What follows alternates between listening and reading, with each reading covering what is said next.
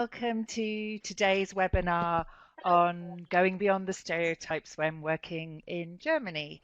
My name is Kathy Wellings. I'm the director here at LSIC, for those of you who don't know me. I'm delighted to have Heike Saxa-Taylor with us today. I think this is a really interesting topic. Not only I think so many organizations work in or with Germany or German organizations, but also this whole hot potato around stereotypes. And I think as interculturalists, it's such a crucial part of our work to help people know what to do about stereotypes, how to respond, how to interpret them, when, if ever, are they useful. And these are some of the things that Heike will be talking about in relation to her own work in Germany. As well, she'll introduce herself later, but as a German national, but kind of with a life here in the UK, so very much wearing both sides of the coin, if you like. Um, just before we get going, some of you will have seen this before if you've been with us on other webinars, but just a little bit of housekeeping to run through.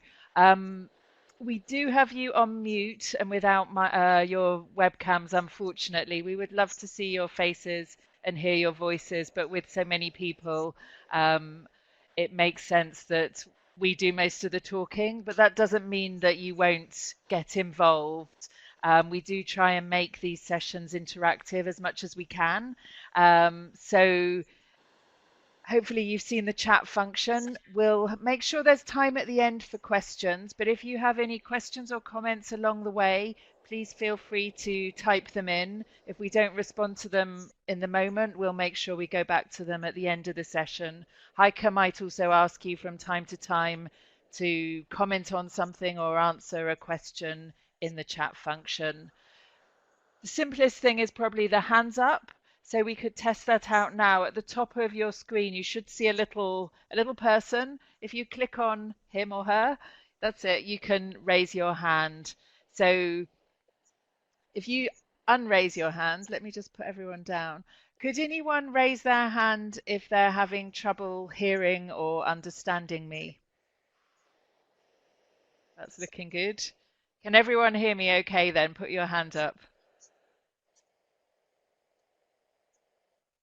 Wonderful. I think that's everyone covered. Thank you. The other piece of interaction that we often use is to get you to write on the slides themselves. So you should be able to see a toolbar on the left of your screen with some little icons. There's a T for text, for example. So if you were to click on that, you could write a quick hello, for example. There's also a pen, a marker, where you can do something more creative if you're feeling that way inclined. You might be asked, for example, to put a cross in a box or on a line later on. So make sure you're okay with that. I know some of you, I recognize some familiar names, if not faces, so you'll have done this before with us. And the final thing just to mention before I hand over to Heike is we are recording the session. So that means if you have to leave early or you have colleagues who haven't been able to join, the recording will be made available afterwards. So you'll get that within the next 24 hours. So I don't want to take up any more of Heike's time because she's the expert today. So let me hand over and I will be back at the end to help with questions and just wrap up the session in about an hour's time. So enjoy and we'll see you on the other side. Thank you. Thanks, Heike. Over to you. Thank you, Kathy. Welcome everybody to our 1-hour webinar on Germany and going beyond the stereotypes when working with Germany. I hope you can all hear me. If you have any problems at all hearing me, please quickly type in the text box in the chat box or raise your hands. I think my picture is just frozen, but hopefully that will unfreeze itself as we go through the session. Otherwise, you'll just be looking at me in the same old expression all the time. Okay, so I'm an intercultural trainer and an executive coach. I've been working in this area for a good 15 years now. So working in several different countries and with people pretty much from all over the world. But my home country is Germany. That's where I'm originally from. That's where I spent the first 20 years of my life and have also lived there in between times again. And really what we were thinking of when we devised the topic for this particular webinar was what's the difference between the stereotypes that we all have about Germany and the things that you might read in all the textbooks or the intercultural textbooks, which try to give you topics and tips for every country in the world.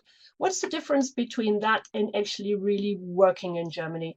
And I do spend about a third of my working time in Germany. So I am constantly comparing the theory and the practice, you could say. So that's how we came to this idea of looking at stereotypes and what is it actually really like going beyond the stereotypes. Okay, so let me show you the objectives that we've come up with for you. So we will do a little bit of exploring of stereotypes. So we won't ignore them. We will go there. And we will look at how to understand the German communication style, because that's something that comes up an awful lot. We will look at how you might need to adapt your own way of communicating and behaving in order to be successful in Germany. And we will look at what really matters to German business people. But before we go there, I would like you to do a quick poll, which tells us a little bit more about your knowledge on Germany. Maybe some of you have lived there, maybe some of you have regular contact, maybe some of you have absolutely no contact whatsoever. So I'll ask Kathy to show that poll to you, and while she's doing that, I will try and restart my camera so that hopefully you can see me a little bit better. So let me just do that.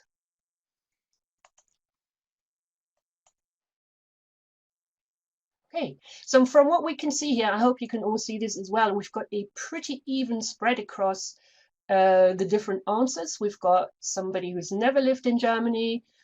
We have people who have visited on holidays or as a student but haven't worked there. We have people with German colleagues.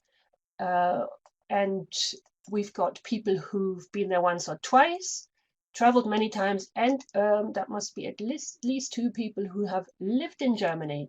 So quite a lot of contact there and previous knowledge. That would be really useful to work with that as we go through our session today. All right, so before we start, I just like to make one very general point. We will be talking about sort of certain characteristics, trends, preferences of German people, but of course, what we absolutely want to avoid is that we categorize too much. But at the same time, it absolutely makes sense to talk about these preferences. So let me just tell you what I mean here. So if you bear with me while I draw this, this is, let's call this a standard bell curve, okay? And let's take the example of punctuality. So if this is the whole of the German population, then I think it's fair enough to say that for those pretty much in the middle here, so the majority of all Germans, something like punctuality really, really matters. Yeah. So for anybody who comes from outside this culture, to know that punctuality is a preference, I think is a valid point, and it is important. At the same time, down here in this area, at the start of our bell curve, you will have some German colleagues, friends, relatives, clients you observe who are always at least half an hour early, so overly punctual. At the same time, at the other end of the bell curve, you will come across Germans who are never on time. Yeah, there will be people who are always late for meetings, who don't show up, who are not terribly reliable. So in spite of all that, I think it's a valid point to talk about a preference for punctuality. Yeah, so that's just a little bit of background to all this. Yeah, because we always get the comment, yeah, but I know somebody where that absolutely doesn't apply. And of course you do. But still, these preferences and trends are important to share. Good, so let's explore a little bit, starting with the stereotypes. So Kathy just showed you how to use the text tool.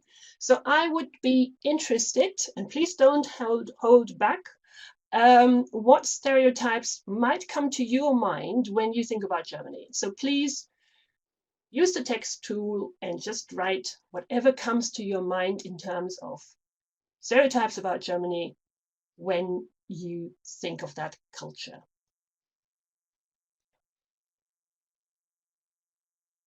I won't take it personally, I promise. Don't hold back. Efficient, okay.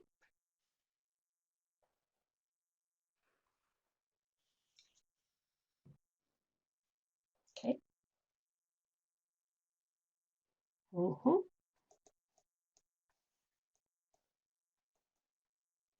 Precise. Yeah, direct we've got twice. Not flexible. Prim and proper. People are disciplined. Okay, you've not been to some parts of Berlin, but okay. Punctual. Yeah. Serious, rational, friendly. Great. Mm-hmm. So those are a lot of the sort of first things that come to your mind when you think about Germany. Um, and we'll go reliable. Brilliant. And I think a lot of those are actually very valid in terms of my experiences, my observations in Germany. Very constructive stuff here, very sort of well considered. Let's play with some of those that plan well ahead. Absolutely. Yeah. Yes, I think all of that is very valid and really corresponds with my practical experiences in the country. Let's go to some which are maybe not quite so positive, but at the same time will be in a lot of people's minds. So let's have a look at this one up here with Angela Merkel and David Cameron. I think that a stereotype is certainly that Germans don't have a sense of humor. You hear that all the time from British people, and I think we've got one or two from that background on the call. And that's, of course, an oversimplification. I think humor is just being used in a different way from many countries. And there is a time and place for it as opposed to it being all pervasive as it is, for example, in the British culture. A lot of people associate Germany with Bavaria, which is why we've got these Bavarian ladies sitting on the fence down here. So that's a very common stereotype when, of course, that's only a part, an important part, but only a part of Germany. Down here, we've got the good old stereotype that a lot of British people will be familiar with, of Germans always getting to the beach resort and putting their towel on the sun lounger before they go to breakfast. And that's actually a stereotype that a big German company, Audi Cars, played with quite effectively in an advert when they said, buy an Audi and you'll get to the beach before the Germans. So just a few stereotypes that are probably kicking around in some people's heads. We've got this chap in the middle who looks a little bit stern, and you can, in fact, meet people like that, but I don't think that's at all representative of the most people that you will meet. And up here, we've got the beer, we've got the radishes, we've got the celebration, or what we call Gemütlichkeit, something that you will come across a lot, big festivals, parties, and so on. So I think that's quite a valid observation. So that was just a quick detour into some of the more general stereotypes that people might have.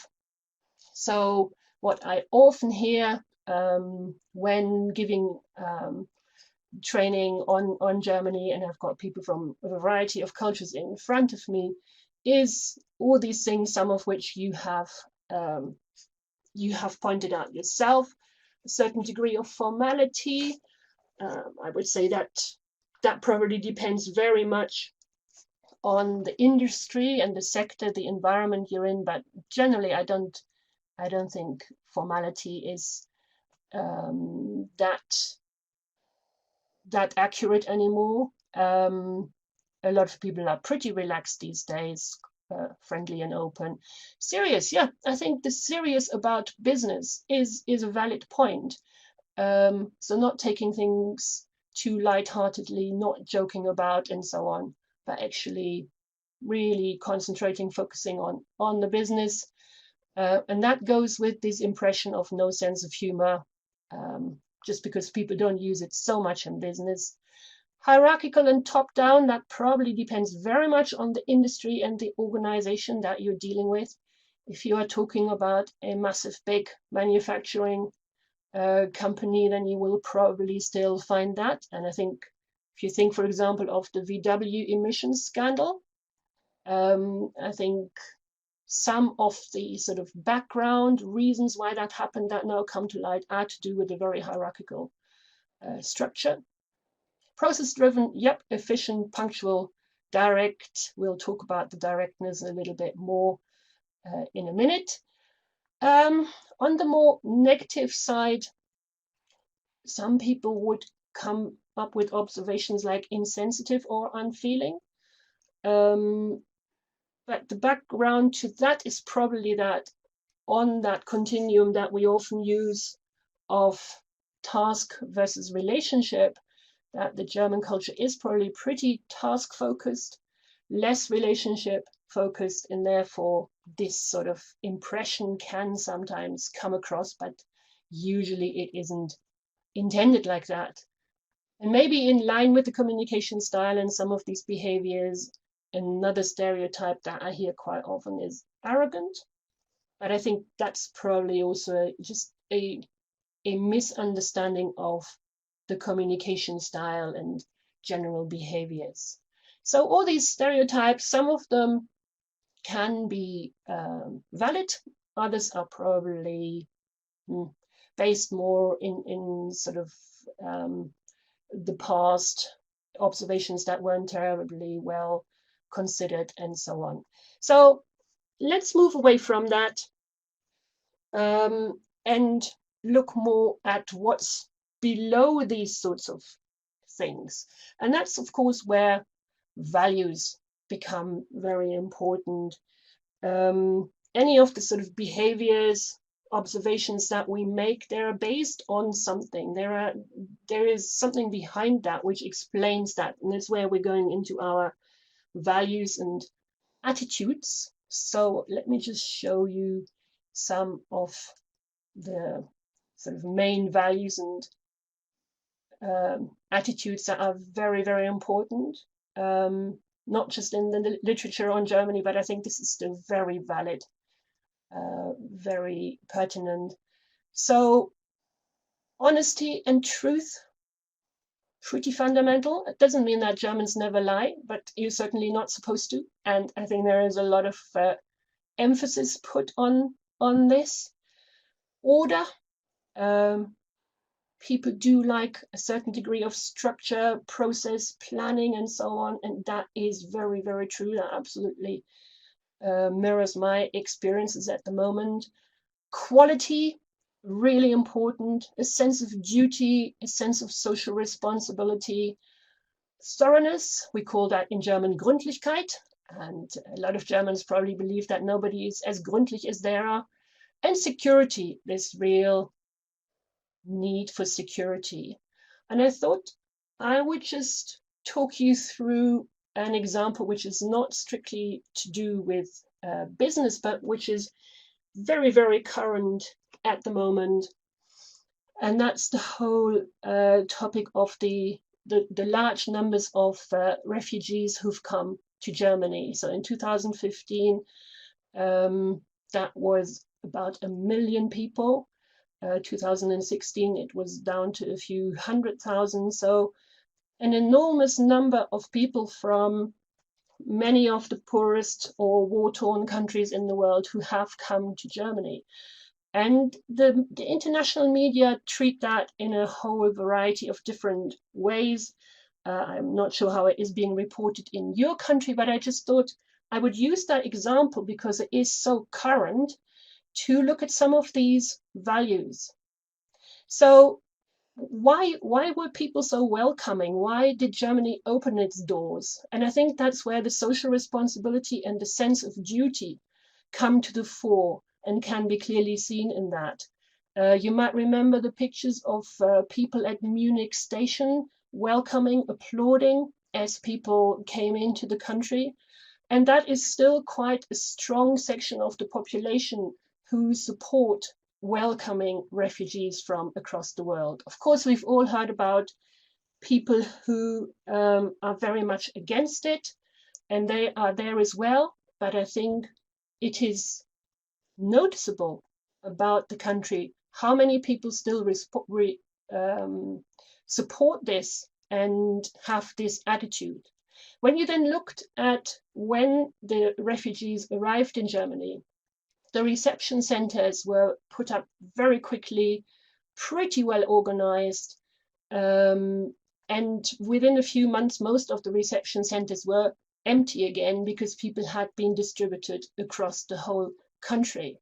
If you look at how children, for example, refugee children, are being taken care of in the German school system, you can really see the thoroughness, the quality coming through, because what a lot of German teachers are doing at the moment is nothing short of amazing in trying to integrate children who are traumatized or who don't speak the language into the German school system.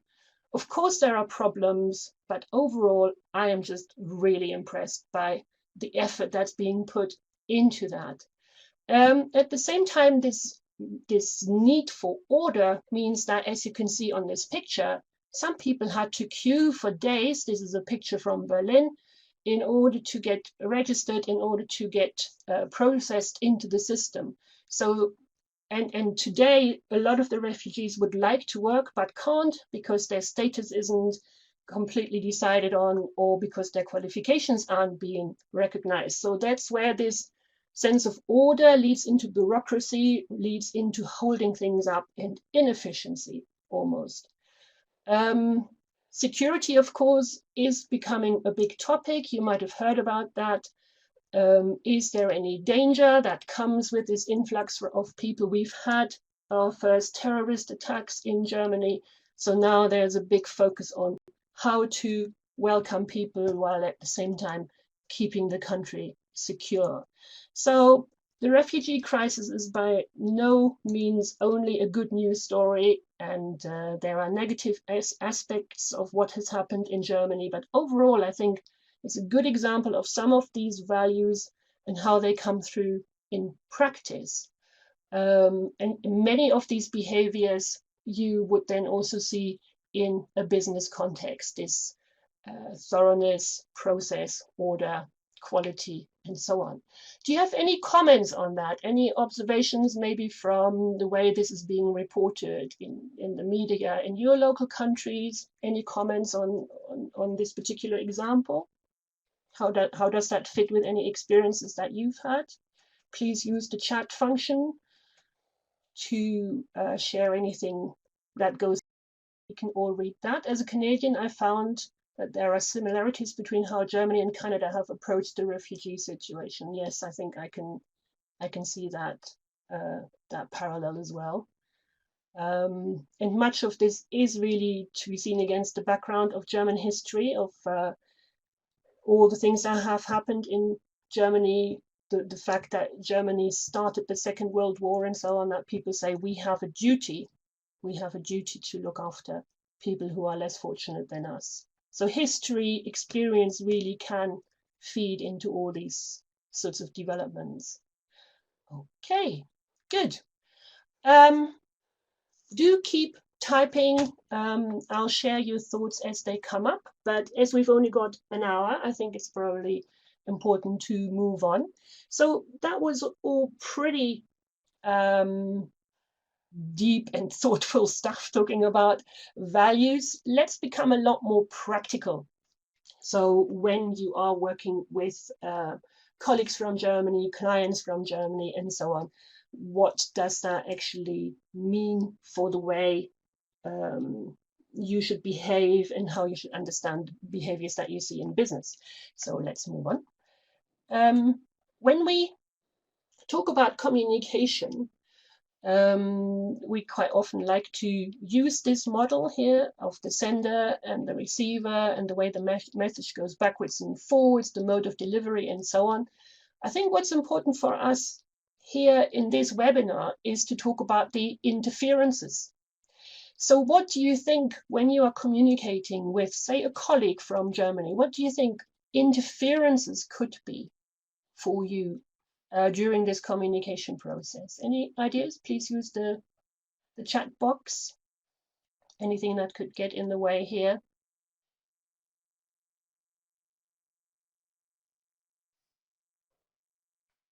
No? Okay. Absolutely. Language is a major factor. So Faisal is talking about language competence is a possible interference here. And I think that's where this whole concept of face, of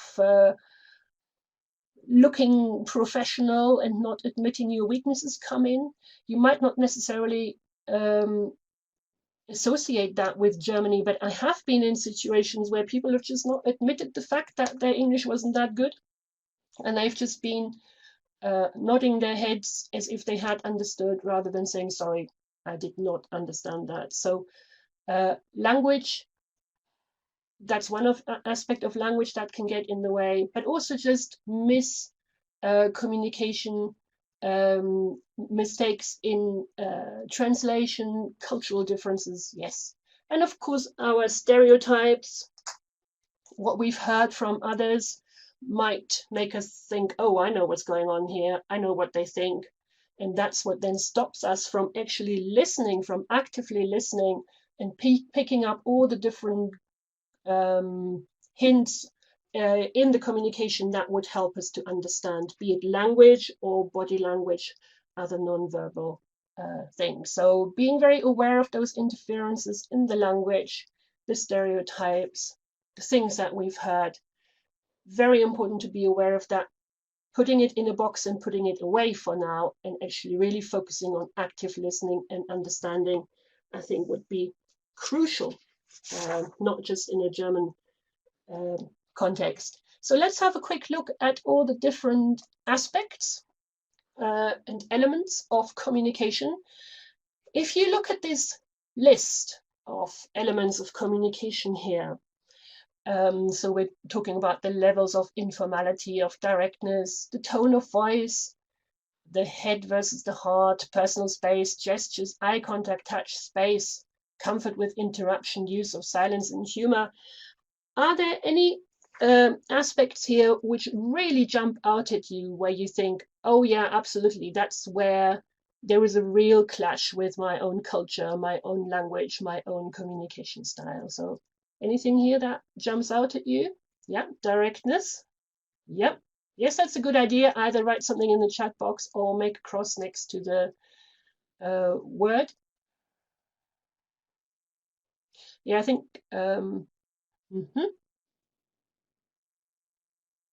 Okay.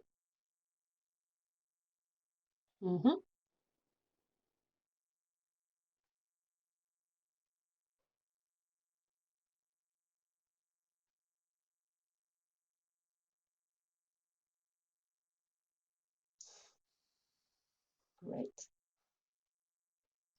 Good.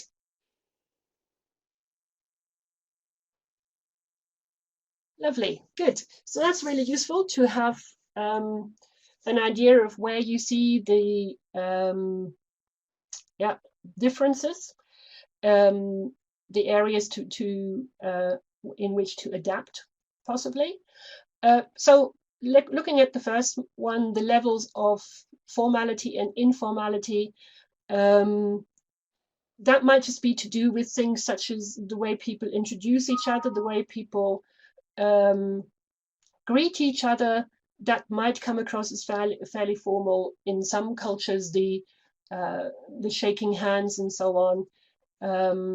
But I would say that generally things are really not as formal as they were, and I'm always surprised when I go to Germany by how open, chatty people really are. So don't be deceived by sort of initial behaviors, and don't think that that means people are really distant or really formal. The directness and indirectness we will talk about in much more detail in a minute, so I would like to park that for now. Yeah, tone of voice in Germany tends to be pretty on a level, pretty monotone, so we don't go up and down. We don't go up and down with our voice very much at all. We tend to stay pretty much on one level. So I hope you heard what I did there, and that can come across as really disengaged, bored, skeptical possibly, but it's just simply the way people speak when they speak German, and quite often they would bring that across into English or whatever language you are talking between the two of you.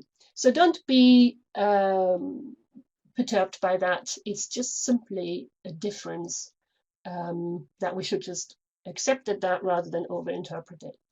Head versus heart, yeah, that's where we are again into the task versus the relationship. So people are much less emotional, try to be less emotional in a working context, and maybe don't bring across things like sympathy or so on as openly as in other cultures. Personal space is pretty much at arm's length. So in many cultures we know that space is a lot closer, people will touch each other a lot more and so on. That is not so comfortable on average in Germany. Then the same goes for sort of touch and space, just a lot less of that in a German context. Eye contact, I would say, is pretty steady, whereas in some other cultures that can come across as almost a little bit staring, threatening almost. I've heard things like that. Again, just accept it as a difference. Don't overinterpret it. Don't put a negative slant on it. Use of silence. That is interesting because I think there are some cultures who use silence even more than in Germany. There are others who use silence a lot less. But I think on average, looking back to our bell curve, people are not uncomfortable with silence. In fact, some people use it quite deliberately. Yeah, and the humor we've talked about. People do have a sense of humor, do believe me, but it is not something that people use all the time. So let's have a look at the directness, because we've got 1, 2, 3, 4 crosses against that. So on this slide here, this is a continuum between a very direct communication style and a much more indirect communication style. Where would you say that you and your culture are on this continuum? So please, above the line, use the text tool and write your country somewhere along this continuum, just to get a rough sense of where you see, on average, your compatriots. And below the waterline, where do you think most Germans are? So above, if you could use the text tool. Right. So we've got Canada on a fairly direct, more towards the direct end of the continuum.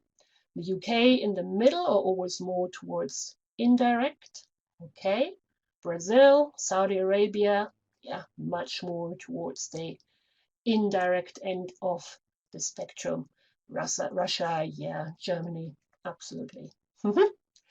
So I think we all agree Germany is right over on that very direct end of the continuum. Japan much more on the indirect side. Yeah.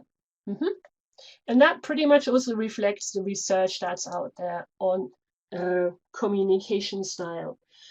And looking back at what we talked about in the section on values, or this focus on truth, honesty, and so on, maybe gives you a bit of background on why Germans are so direct.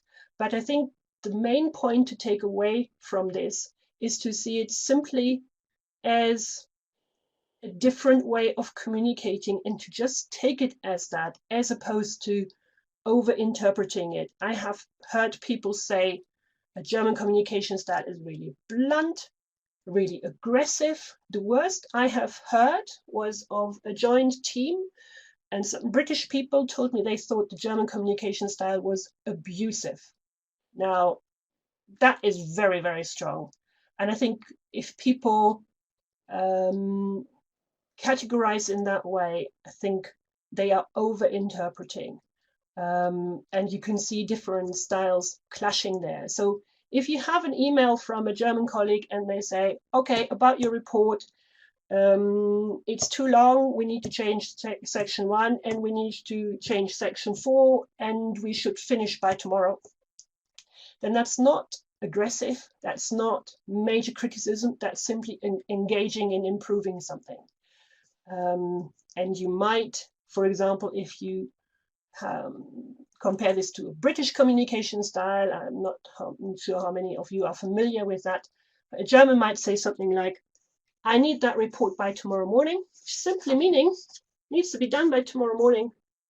And a British person might say something like, I'm terribly sorry to have to ask you this, but could you possibly produce that report by tomorrow morning, if you don't mind, and all that. Yeah. So if you are interpreting these things completely just from your own cultural background, then you are very likely to misinterpret it. Germans are very literal, very facts-based, and therefore to just listen to what they are saying, taking it at face value, is probably the best strategy. At the moment in the British media, in the context of the whole Brexit debate, you can regularly find articles about, so what does Angela Merkel really think? What does she really mean? To which my advice would be, just listen to her, and you will find out pretty quickly what she means. Okay, so I think that's a really, really important point to take away when you're dealing with German colleagues, clients, and so on. Another really important part of communication is what we call turn taking or overlap. So what you see in front of you here are different speech patterns. So for example, point 1, section 1, you can see two people talking here, A and B. So A is talking, there's a tiny little pause, B speaks, tiny pause, B speaks, and so on. Yeah. So somebody I heard at a conference recently said that's like playing tennis, very much to and fro in a very regular sort of rhythm. Under number 2, you see speech patterns which overlap. So somebody is speaking while they're still speaking, the next person starts, and so on. So there's constant overlap of speech patterns. And then in number 3, we've got a lot more silence. A speaks, there's a longer pause, B speaks, then there's quite a long pause, A speaks again, and so on. So these languages are clearly comfortable with silence and don't overlap. So I would like to ask you to take the text tool and just write down a few languages on the right-hand side of the screen where you think they fit. Do they fit more under 1, 2, or 3? So off you go. Use your own language, your native language, and decide where that would fit on here. Okay, so we've got Brazilian Portuguese under 2. Very much my experience as well. Bangla, Hindi, Italian. Okay. Yeah.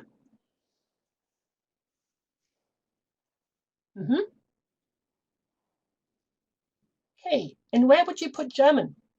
If you just make a cross, where do you think German fits in here?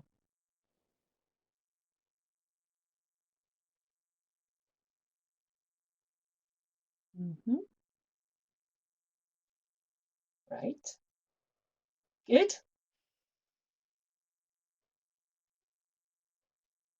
Yeah. So I think most people are going for one. There are a few in two as well. Um, I think in my experience, I would put it into one, because although to somebody who's not a native speaker of German, it might sound like a constant stream of words, people do take turns quite consistently, unless things get somebody gets angry or very excited about something. Um, but I think generally there is that turn taking more. So, for example, I live in the UK as a German, and to start with, living in the UK, I was really struggling with getting to say something, say at a dinner party or around a meeting table, because I was always waiting for a small pause in the conversation.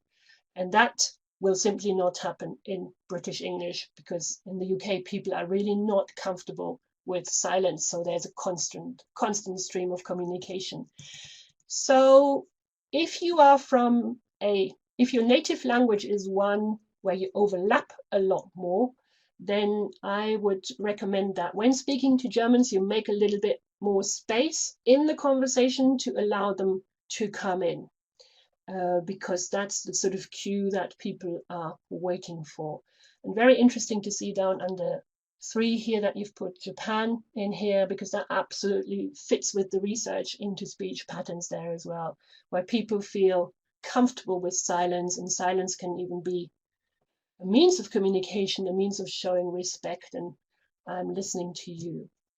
Okay, so what we're taking away from this, for communicating with Germans, is they mainly fit into the first category, and do make space, do slow down if you are from a very overlapping language, so that people can communicate effectively. Okay, so just to quickly summarize German communication style. So here, this is just labels for this, for 1, 2, and 3, exactly as you have said as well. So looking at a German communication style, just to summarize that, there are, of course, regional differences, but there are some common tendencies, and that is the directness, the outspokenness. Truth and honesty are paramount. Criticism is not automatically meant negatively, but can just be a way of working together constructively. People tend to focus on facts and be very task oriented. There's a preference for extensive information. So if you're giving a presentation, you might just need to add a little bit more than you would in your own culture. Maybe have some handouts ready so that people have that need for information satisfied. Why are we doing this? What's our data? What's the historical data? Projections into the future, and so on. Careful use of humor, certainly not dominating, and watching out for the different speech patterns as we have just done. So if you think about your own communication style, how do you think you might adapt your own communication style in order to communicate really effectively with Germans? Any ideas? Please use the chat window.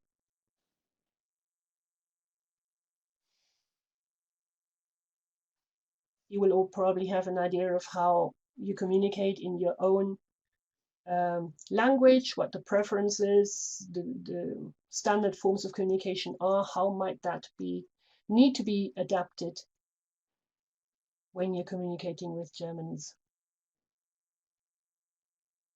Multiple attendees are typing, which sounds good. So I'll just give it a moment to see what you come up with.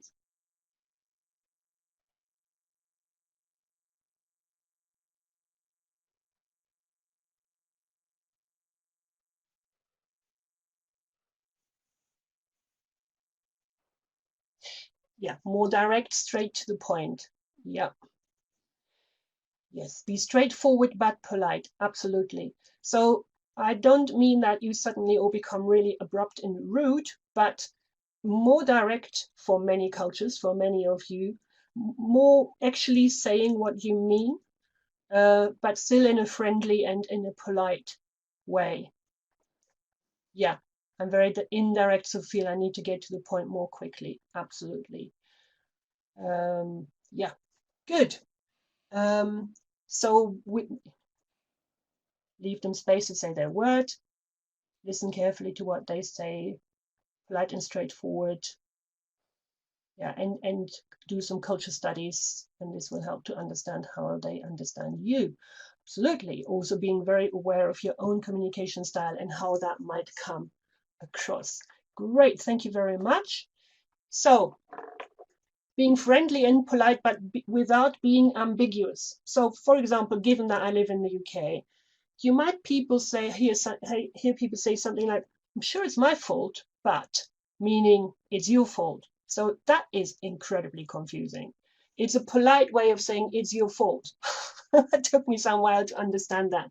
That is, to somebody German who tends to be very literal, that is extremely confusing. So being aware of what you're actually saying and making it more, yeah, literal probably is a good way, while still staying friendly and polite.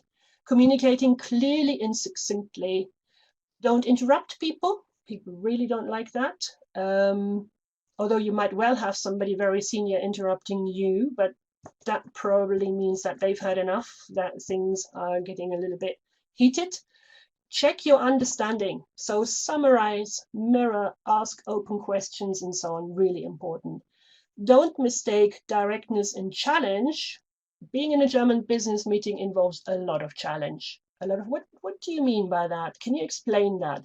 Be ready for that and don't misinterpret it. Being emotionally resilient. So I quite often find people react emotionally to the very direct style when it's never intended like that. So to just focus on the cultural stuff as opposed to thinking, oh my God, they're attacking me. If you can put that to one side, I think that would be useful and satisfy this need for detailed information. I think those would be quite some fairly useful points. Just quickly going to go through some other tips which I would like to leave you with. So I think thorough preparation for a meeting, a presentation is really crucial. Excuses like, oh, I'm really sorry, I was so busy, I couldn't read what you'd sent out as pre-reading, doesn't go down so well. So I'd really make sure you're thoroughly prepared and don't have to make these sorts of excuses. Bring enough time. The attention span for presentations, for meetings, and so on can be longer than in many other countries. Always follow through on your actions. I think in terms of establishing yourself as a professional, to actually follow through on what you said you would do is absolutely crucial. And don't delay that, stick to deadlines, and prove yourself to be really reliable. Paying attention to the detail, being sincere about business. We mentioned that, rather than too much levity and humor. Don't oversell. People are very skeptical when you say, oh, we are the best, the number one, the most fantastic. There's probably people will have that thought, oh, I wonder, what are they trying to hide by overselling that much? Yeah. So staying more factual there. Showing respect for everybody, seeking consensus, involving everyone who needs to be heard. And I wouldn't recommend jumping hierarchical levels. So if you say working with a German organization in a team setting and you meet the managing director somewhere and you go and talk directly to him or her, jumping across all sorts of hierarchical levels, that can upset a few people. So always make sure you involve all the stakeholders. Don't be excessively modest. People don't hold back with qualifications and titles and so on and expect to be challenged. Because in the end, what really matters to people are these sorts of areas, such as a long-term perspective. So we're not doing business for the very short term, but we're in it for years, and long term might well mean sort of 5 to 10 years as opposed to, say, 2 years. People do really strive for highest quality, and that's not just in the manufacturing area and the products that sell under the label made in Germany, but that also goes for structures, plans that you work out, whatever it is you are working on. People will just push that little bit further on average than you might be used to, and that is to do with this thoroughness, this covering every base, every aspect. Trust and true cooperation. So really building trust, establishing yourself as a professional who knows what they're doing, who is able to and willing to cooperate, is really, really important. And a generally professional demeanor, be that in your dress or the way you communicate, the way you generally come across. I think all those things are very, very important. And just because people always ask for some simple tips of do's and don'ts, I don't normally like these so much, because quite often intercultural training is reduced to this sort of stuff. But at the same time, there are just some simple behaviors that it's useful to know about. So on the do side, say hello to people in the lift or an elevator. Yeah, many people from different parts of the world are really surprised by that. Shake hands, even if you've met somebody before. Next time you see them, you will again shake hands. Introduce each other and also yourself formally, rather than just mixing and mingling without knowing who's in the room. Take your business card. If you haven't got any, please get some printed. Have lunch. In some countries, such as, for example, the UK, it's become quite standard to just have a quick sandwich at the desk. In Germany, people go for lunch, and that's where you mix and mingle and build relationship. And I would also recommend sticking with the surnames until you have confirmed it's okay to use first names. Some people, because they're using English, automatically go to first names. That doesn't always go down that well. Most people don't mind, but I have come across quite a few who thought that was a bit presumptuous. Don't joke at every opportunity. Apologize too much. Don't be surprised if people knock the table. You might have come across this at the end of a meeting, of a training session, a presentation. People knock the table. That's the same as applause. Don't invade people's personal space by being too close, touching too much, and don't talk about very personal and private matters. So those are some useful behaviors that I'd just like to leave you with. And we're almost at the end of the time that we had planned for this. So are there any questions at all that have come up? Any questions, any comments?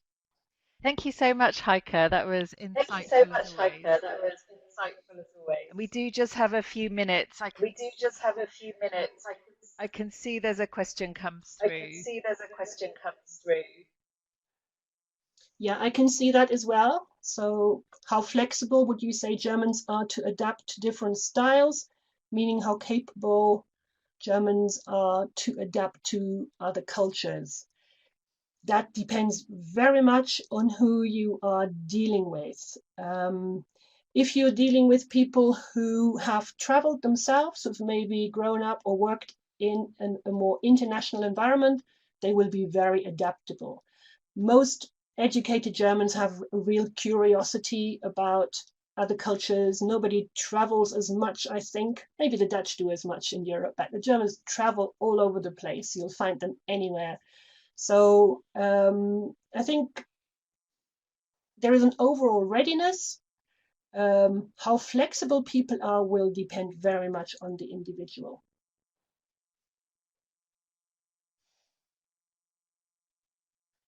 Okay, so somebody else is typing.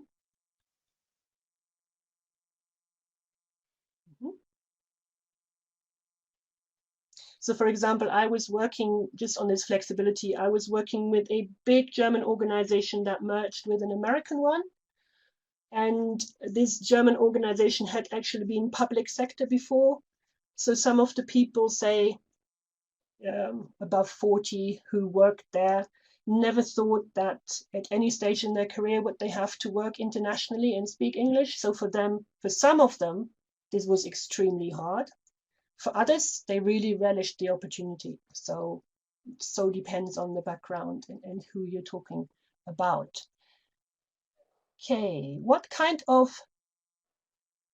lingo-cultural interference can you see in Russian speakers of German? Russian speakers of German. I think I know one who is who grew up in Ukraine and Russia and now speaks German. Um, I think the level of directness is actually quite similar. Um, and apart from that, I have not noticed any sort of specific interferences there. Yeah, so that's all I can say on that. I don't have extensive experience of a Russian speaking German. Actually, I have met actually quite a few Russians who've been there for 20, 30 years, because as you might know, a lot of Russians who were ethnically German several generations ago have moved to Germany, and they have completely adapted to a German communication style. Apart from a slight accent, I don't notice any big differences there. Okay, do we have any more? Yep, somebody, Elena is typing again. Okay, any other questions?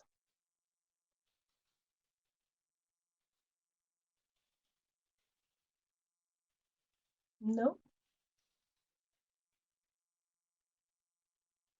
Okay, then I think it's probably time to wrap up.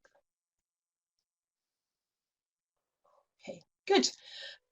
So I'll hand you back to Kathy. From my side, thank you very much for participating so well and all your input, and I hope you found this useful. Okay, so over to you, Thank you Kathy. so much again, Heike. Thank you so much again. And thank you everyone who's participated today. We always appreciate you taking the time. Hopefully we've answered your questions, but if there is anything outstanding, please feel free to drop me a line. Before we finish, let me just tell you about a couple of things that are coming up in the next couple of weeks and months. Our next webinar has another country-specific focus. Next month, we're talking about Japan, and another expert of ours, Robert Johnson, is going to share with you his thoughts around how you can actually get inside the mind of a Japanese colleague and how we can think more like the Japanese. So I think that will be another fascinating session. And then just in case it's of interest and you're based in, whoops, sorry, London or the UK, we have a one-day course coming up on Monday the 20th of March, which talks a lot about some of the broader themes that Heike has been talking about around stereotyping, communication styles, how we adapt our own cultures. And that takes place here at our centre, so let us know if that's of interest. Otherwise, I'm conscious that we are over time, so I will let you get on with the rest of your day. Please feel free to follow us on all the usual channels if you're not already. The recording will be coming round tomorrow sometime, and then in the next week or so, we'll be sending round the invitation for the next webinar. So thanks once again. A big thank you to Heike, and see you on the next one, hopefully. Thanks again. Bye bye.